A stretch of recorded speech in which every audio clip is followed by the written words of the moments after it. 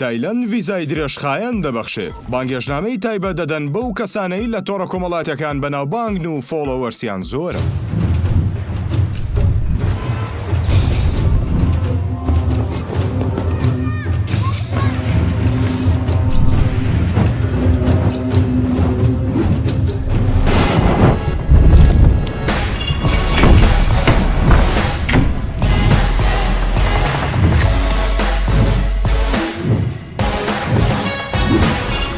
تایلەند ئەو استراتیژیە نوێیی ئاشکرا کرد کە پێشتر حکومەتەکەی وتبووی پلانیان هەیە بۆ ساڵی 2023 ڤیزە ببەخشن بە 25,000 وڵاتی. ماڵپەڕی هەواڵی ڕەسمی تایلەندە لە زاری دەستەی گەشت و گوزاری ئەو وڵاتەوە ئاشکرای کرد کە استراتیژی نوێی وڵاتەکەیان بۆ ساڵی 2023 ڕاکێشانی 25,000 گەشتیارە، ئەوێش بەبەخشینی ڤیزای 5 ساڵی بۆ کەساتێ ناودێرەکانی نێو سۆشیال میدیا و ئەوانەی ژمارەیەکی زۆر فۆلۆوەرسیان هەیە لە تۆڕە کۆمەڵایەتیەکان. ماڵپەڕەکە ئاماژەی بەوەش کردووە دەسەڵاتی گەشتیاری تایلەند بڕیاریدا ڤیزەی 5 ساڵ بدات بە 3 کەسی بەناوبانگی هۆنگ کۆنگ کە بریتین لە میشێل هیم، سیمۆن یام و ڕۆجەر هو. ئامانجیش لەم کارە بریتی دەبێت لە پێشخستنی میوانداریکردنی تایلەندیەکان لە هاوڵاتیانی چین. هۆکاری ئەو میوانداریەش بۆ ئەوە گەڕێنراوەتەوە کە هەریەک لە میشێل هیم و سیمۆن یام و ڕاخنەگری بەناوبانگی خواردن و بلۆگەر ڕۆجەر هو ژمارەی زۆر فۆلۆوەرسیان لە هۆنگ کۆنگ و چین هەیە و ناوبانگێکی بەرفراوانیان پەیدا کردووە. لای خۆیەوە سەرۆکی دەستەی گەشت و گوزاری تایلەند ڕایگە